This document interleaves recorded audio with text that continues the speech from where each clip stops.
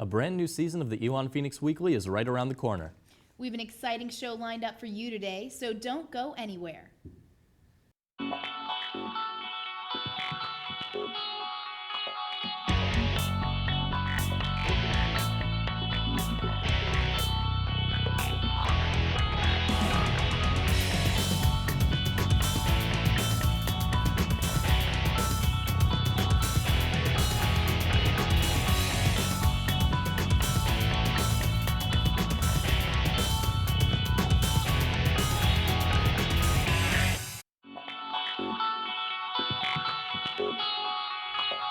Good morning and welcome to the first Elon Phoenix Weekly of 2012. I'm Derek Scully.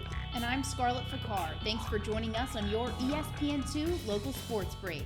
Be sure to tune in every week as we bring you into the lives of your favorite Elon athletes and coaches, both on and off the field. This week we are going to feature a few outstanding athletes who were given the platform of the Night of the Phoenix, an annual fundraising event for athletics, to express their gratitude. Ready, go! Good! I'm Allie Deach. I'm from Chicago, Illinois. I'm a junior on the volleyball team, and I'm a physics major.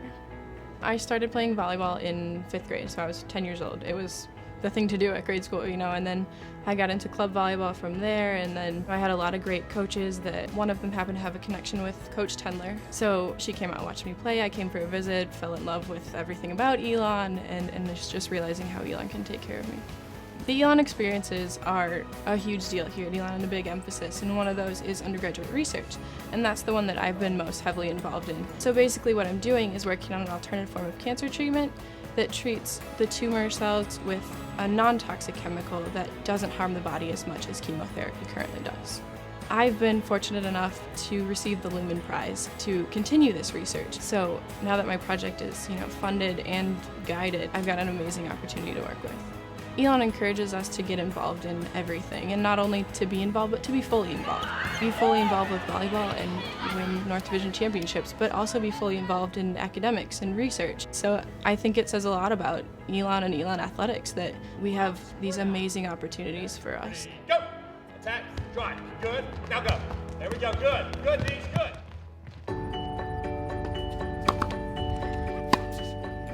My name is Frida Jansöker, and I'm from Sweden, and I'm a tennis player here at Elon University.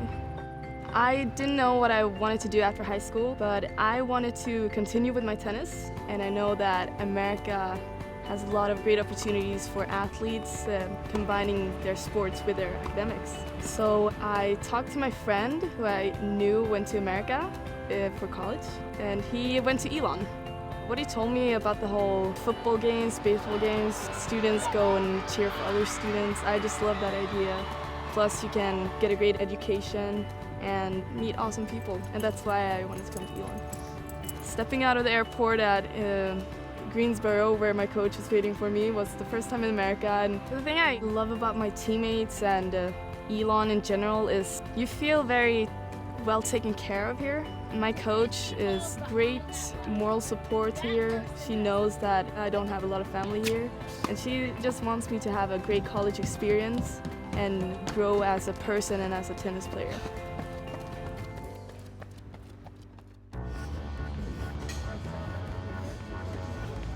My name is Archie Kape, and I'm from West Africa, Liberia, and I'm at Elon playing soccer.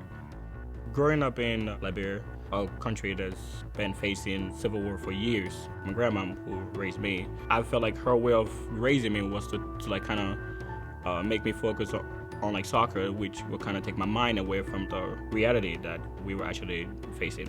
My grandmom and uncle and I left. We came to America, and then I went down to IMG, play for them. And then through that, I got hooked up with Elon, and now I'm here playing soccer, living the whole dream thing and going to college. I think this university have the potential to go very far in soccer and everything else, because the coaching staff is absolutely amazing. They will go through whatever it takes to make sure you are developed and you are ready to compete. Let's be champions. Let's go and win. Let's do it. This year, for us to win the SoCon tournament, It was a feeling that I can't really express because it's like, that was the main reason why I came to it, because I wanted to be a part of this culture and I wanted to like be a part of the history.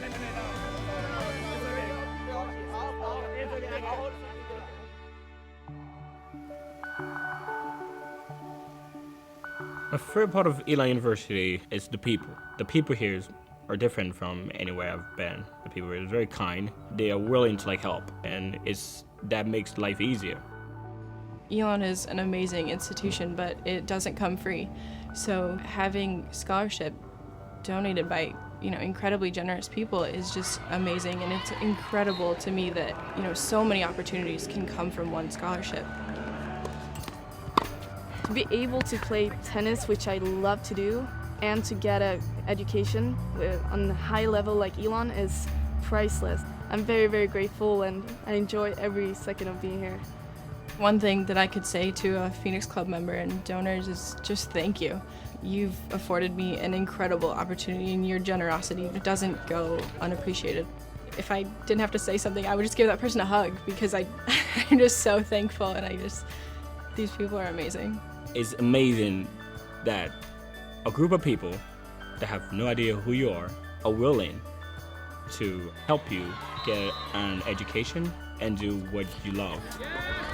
To them, it might just be helping out. To us, athletes, it's a blessing.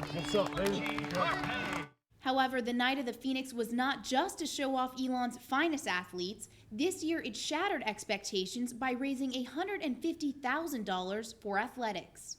Elon's terrific athletes led to a great fall season for the Phoenix. Let's take a look back into 2011. In looking back at the 2011 football season, the team finished with an overall record of 5-6 and a conference record of 3-5. Beyond the wins and losses column, though, this season featured many highlights from both the team and the individual players. As a team, Elon had the #1 passing offense in the SoCon, passing for over 280 yards per game. On the other side of the ball, Elon also boasted the #2 pass defense in the SoCon as well. Individually, junior quarterback Thomas Wilson led the SoCon in passing and was the only quarterback in the conference to pass for over 3,000 yards on the season. His favorite target, junior wideout Aaron Millette, led all receivers in catches, yards, and touchdowns, with 113 grabs for over 1,600 yards and 12 touchdowns. On the defensive side of the ball, senior linebacker Joshua Jones was in the top 5 in the SoCon in tackles as he amassed 112 tackles on the season.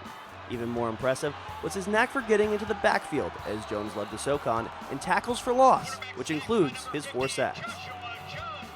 Football was not the only sport that had individual standouts. This year's Phoenix cross-country team saw many strong individual performances, particularly at the Southern Conference Championship. For the men's squad, Luis Fargas and Sean McGee both placed in the top 10 overall, and also moved into 1st and 3rd place respectively in Elon's all-time record book for the 8,000-meter run. Like the men's team, the women's team had many runners set new records at the SoCon Championship meet. Allie Ora moved into 1st place all-time, while Morgan Denicky, Emily Tryon, and Haley Daw each moved into spots 2, 3, and 4. The Elon Phoenix volleyball team had a solid season in 2011, as the team posted an impressive 19-14 record while going 7-10 in conference play. While the team had strong showings throughout the season, individuals stood out with their terrific performances.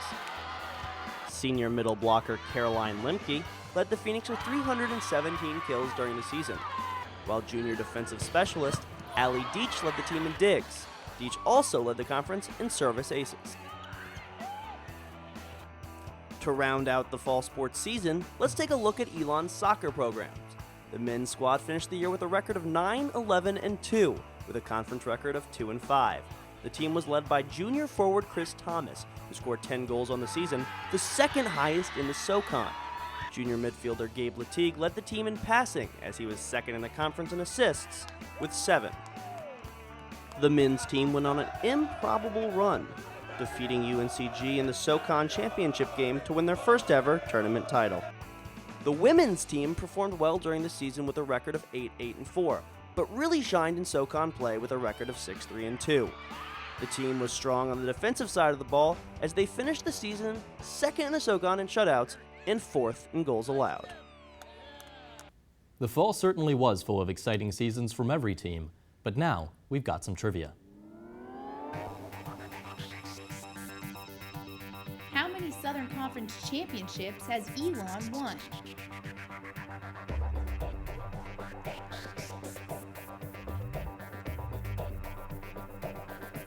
We've got to take a quick break. We will have the answer to that and so much more when we return. Including a recap of our women's basketball season this winter, as well as a look back into Elon history. And later we'll show you an in-depth look at the men's basketball final home game. Stay tuned. An Elon education is about preparing students for a life of global citizenship. Of course, this is a place where you're going to come and earn a degree, but it's also a place that's going to get you to think very deeply about how you're going to use that degree to make the world a better place.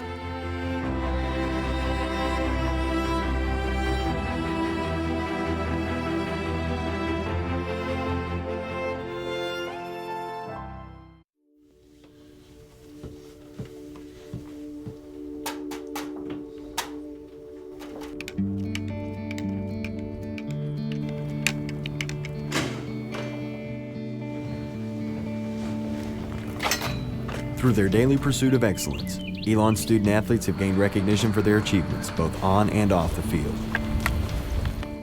Building a winning tradition takes hard work and dedication. Dedication to the maroon life.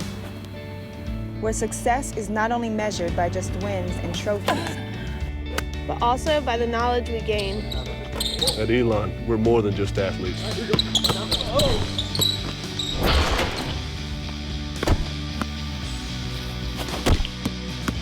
We're student athletes. Providing support enables success, helps sustain the winning tradition of Elon Athletics, while securing the future of our student athletes for years to come.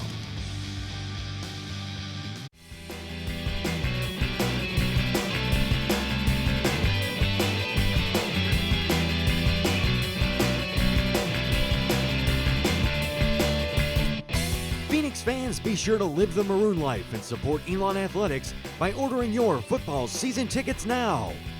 Log on to www.elonphoenix.com or call the ticket office at 336-278-6750 to reserve your seats now.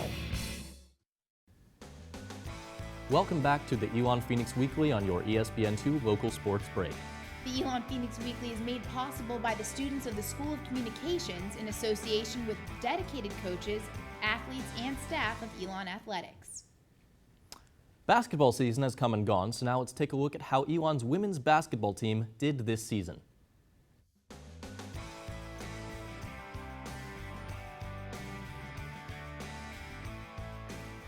The 2011-2012 season has come to an end for the Elon women's basketball team as the Phoenix put together another promising year for this program on the rise. Building off a successful regular season that saw the squad match a school record for Southern Conference wins, the Phoenix went off to Asheville, North Carolina for the SoCon tournament. After locking up a first-round bye for the second straight season, the 5th-seeded Phoenix took on the 4th-seeded Sanford Bulldogs. An off-shooting performance for Elon decided the game as the team fell to the eventual tournament champs. And while they didn't reach their ultimate goal of winning a conference championship, the Phoenix had come a long way from where they began nearly 9 months ago. This season's journey for the Phoenix began on June 22, 2011, when former North Carolina star and assistant coach Charlotte Smith was announced as the 6th head coach in Elon women's basketball history. With Smith and her assistants on board, the players and coaches became quickly acclimated with each other on a trip to Europe this past summer. We're really excited to meet the new staff, and we got to go to Europe with them, so that was a good time for us to kind of bond with them and kind of learn more about them outside of basketball. Having that extra time was really beneficial to us later on because we didn't have to try as hard to get to know each other once the season started. Even though we had the new coaches, I think we've grown with them and they've kind of grown with us, and everyone's developed, and I think as long as you're learning something every day, as long as you're getting better every day and growing every day, then I would consider that a success. It took little time for Coach Smith to leave a mark on her new team, as the players immediately noticed her excitement and enthusiasm to take on the challenge of leading the Phoenix. I think having Coach Smith here is just great. You know, she's a great person and a great coach, and it could be a little difficult for the first year, but you know, it never really showed on her face. She always came in confident, ready to play. She was very optimistic about, you know, the program and the games and, you know, everything overall. So I think Elon's in very good hands. Harper acted as an extension of her coach on the court all season long. As the point guard stepped up to be the leader her teammates needed. I'm especially impressed with Aisha Harper because she's really stepped into the point guard role and kind of taken it on her own.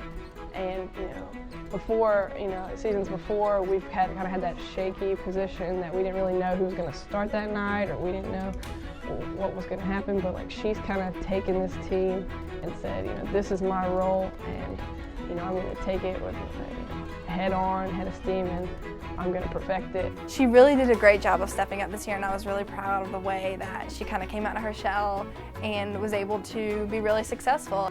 But for the senior, it wasn't difficult to take on the added responsibility, as leading was something that just came naturally to her.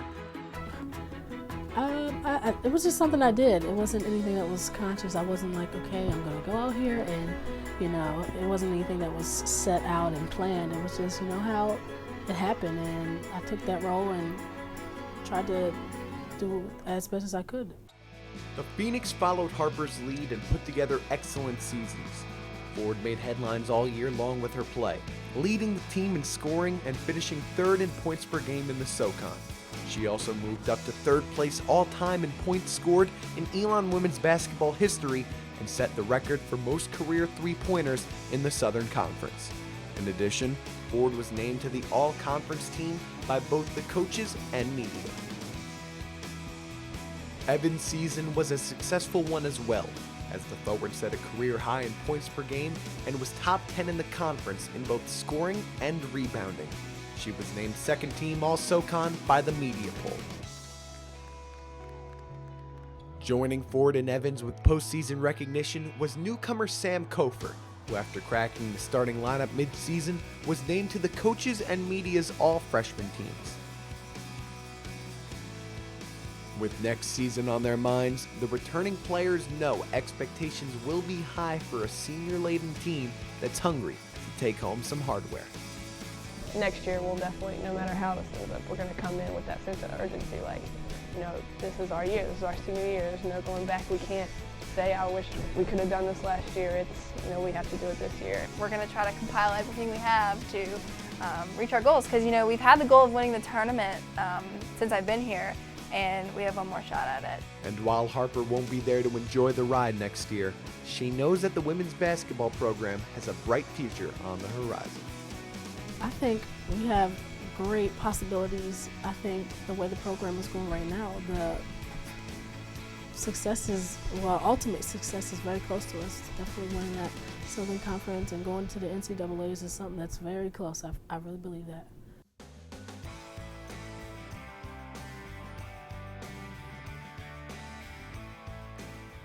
It certainly seems like Coach Smith has got the team moving in the right direction. We look forward to seeing how the team grows going into next season. Though this season is in the books, let us now look even further back with this moment in Elon history.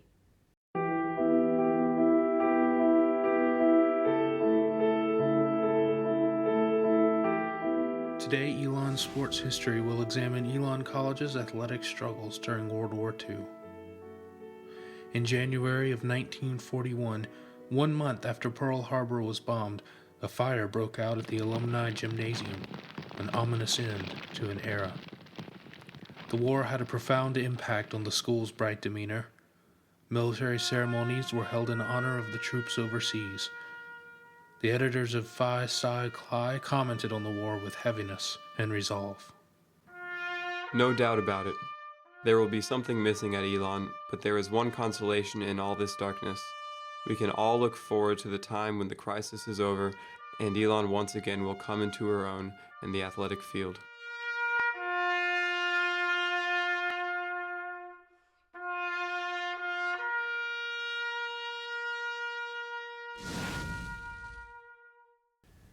We've got to take a quick commercial break, but coming up, we got an inside look into the final home men's basketball game.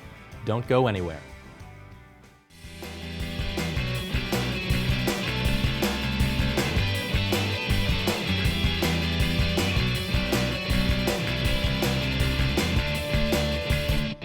Phoenix fans, be sure to live the Maroon life and support Elon Athletics by ordering your football season tickets now. Log on to www.elonphoenix.com or call the ticket office at 336-278-6750 to reserve your seats now. What is living the Maroon life? It's more than just the hustle and the sweat. It's more than just the pain and the frustration. It's more than just the triumph and the glory. The Maroon life is you. Yes, you. You, the athlete, striving to be at your best day in and day out. You, the alumni who have been in the stands supporting Elon for years. You, the fans who stream into games hours before kickoff. And you, the little ones who will be the next generation of Phoenix fans. You are what drives Elon Athletics, and you are the reason we do what we do.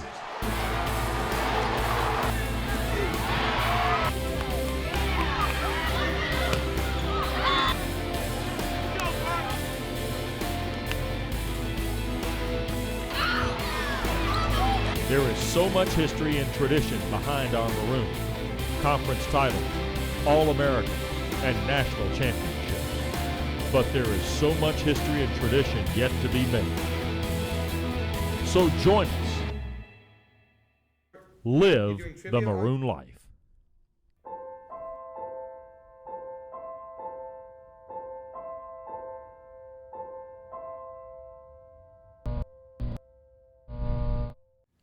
Welcome back to the Elon Phoenix Weekly, where we take you inside Elon Athletics. Earlier in the show, we asked how many Southern Conference championships Elon has won. The answer?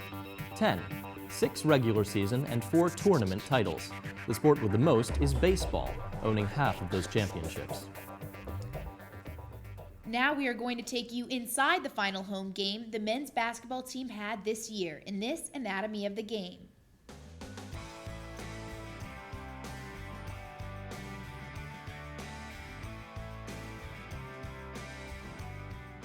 In a season full of ups and downs, Coach Matheny and the Elon men's basketball team face off against Southern Conference rival UNC Greensboro in their final home game of the year, a game in which both teams will have extra motivation to try to pick up a victory.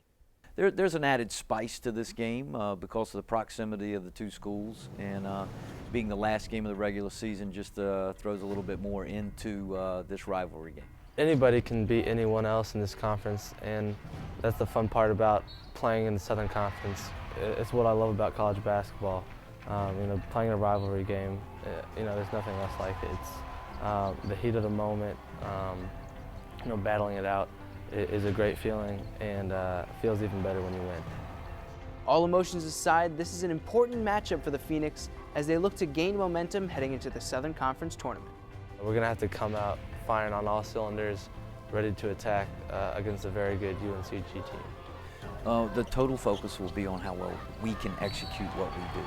And what we've done well down the stretch is we've played aggressively. Our young guys in particular are beginning to grasp the idea that if you play on your toes, if you play aggressive, that even if you make mistakes, that it works out in the end. And we have been far from a mistake-free team, but I like the way that we've played aggressively in the last few weeks, and we certainly want to be aggressive on Saturday night. Home court advantage is certainly a reality for the Phoenix, and that cannot happen without the support of the fans. Especially a UNCG team coming into our place, I think our fans will be ready to get hyped a little bit. There's a love affair that's developing between our players and our fan base. The energy has been sensational, but there's an intense relationship that's forming. I know our players love it when the students come, and they love the energy that the students bring. The fans have been great this year. There's been, I think, even more fans showing up this year than last year, which is awesome. It's going to be electric. I mean, this place is going to be on fire. On game day, the fans proved Coach Matheny right as a record crowd filled Alumni Gym to see the Phoenix square off against the Spartans of UNC Greensboro, and to see Drew Spradlin play his last home game as a member of the Phoenix. Drew Spradlin's had a great college career.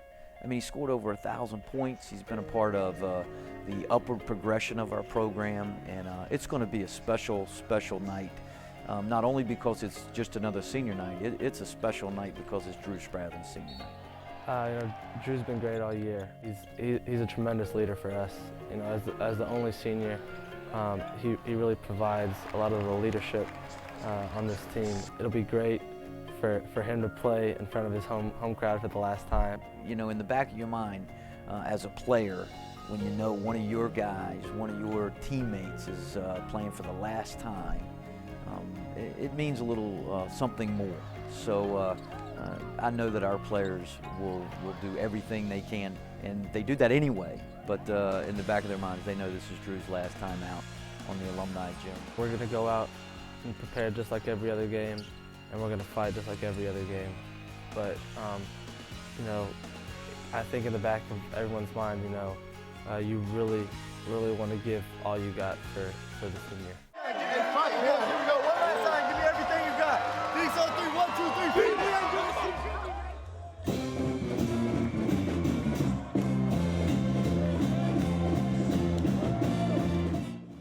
Drew led his team out of the locker room as the game began and fittingly scored Elon's first points, giving the Phoenix a lead that they never gave up.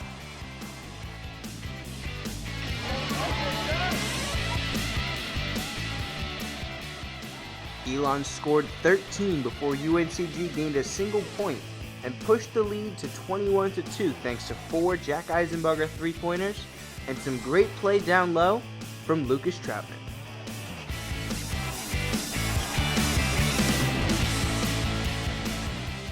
UNCG had some scoring runs, but were mired by costly turnovers and missed opportunities. Elon went into halftime with a 48-39 lead. The Spartans started the second half strong. Elon saw their lead cut to 6 3 minutes into the second half.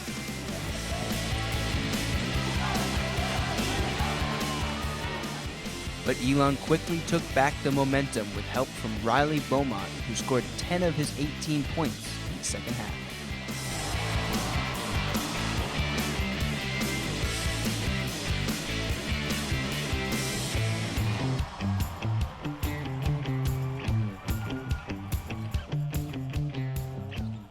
UNCG struggled to consistently hit shots in the second half, while Elon seemed to be unable to miss from anywhere on the court.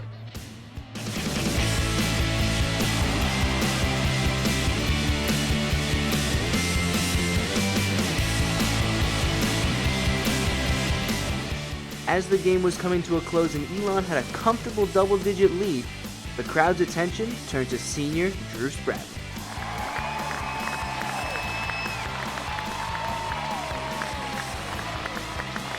Elon defeated the Spartans 93-79, and Spradlin got to enjoy an ovation from the Phoenix faithful of Alumni Gym one last time.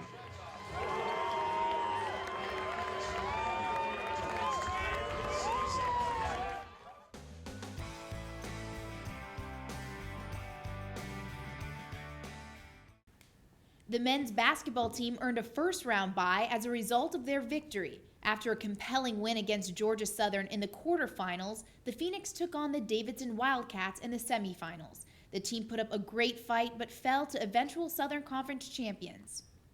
Well, that's our show for today. If you missed anything or you want to catch it again, be sure to check us out at YouTube at youtube.com/Elon Phoenix Weekly. Also be sure to visit elonphoenix.com, your #1 source for all the maroon and gold buzz. On behalf of our producers and crew here at the show, we hope you continue to have a spectacular weekend. And be sure to join us again next week at 7 a.m. on Sunday for the Elon Phoenix Weekly. I'm Scarlett Picard. And I'm Derek Scully. Thanks for watching.